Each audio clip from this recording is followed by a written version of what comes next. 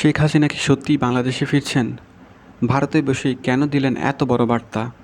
১৯ বার মৃত্যুর মুখ থেকে ফিরে আসার দাবি, এর পিছনে আসল রহস্য কী? বাংলাদেশের রাজনীতিতে আবারও তোলপাড়। দীর্ঘ নীরবতার পর বিস্ফোরক মন্তব্য করলেন সাবেক প্রধানমন্ত্রী শেখ হাসিনা। তিনি বলেছেন, অনুপস্থিতি মানেই নীরবতা নয়। আমি খুব শীঘ্রই দেশে ফিরব।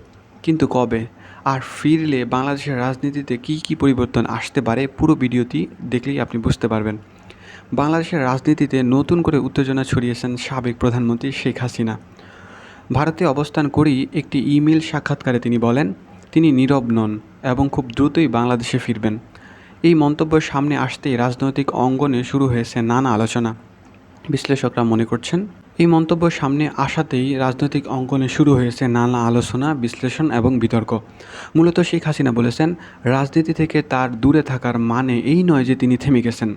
তিনি দাবি করেন, দেশের বর্তমান পরিস্থিতি নিয়ে তিনি নিয়মিত নজর রাখছেন এবং দেশের জন্য কাজ করছেন। তিনি আরও বলেন, ১৯৮১ সালের ১৭ই মে যেভাবে নির্বাসন শেষে তিনি দেশে ফিরেছিলেন, আবারও তেমন এক পরিস্থিতির মধ্য দিয়ে তিনি যাবেন। সবচেয়ে আলোচিত অংশ হচ্ছে, তিনি দাবি করেছেন তিনি নাকি ১৯ বার মৃত্যুর মুখ থেকে ফিরে এসেছেন।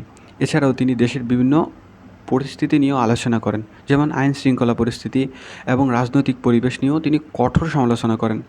শেখ হাসিনার দাবি, দেশে গণতান্ত্রিক পরিবেশ ফিরলেই তিনি দেশে ফিরবেন।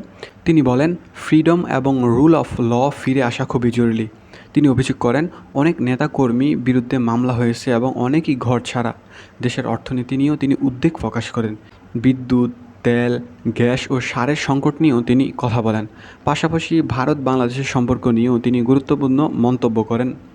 সহজ ভাষায় বললে, শেখ হাসিনার এই মন্তব্য শুধু একটি রাজনৈতিক বক্তব্য নয়, এটি ভবিষ্যৎ রাজনীতিতে বড় ইঙ্গিত হিসেবেও দেখা হচ্ছে।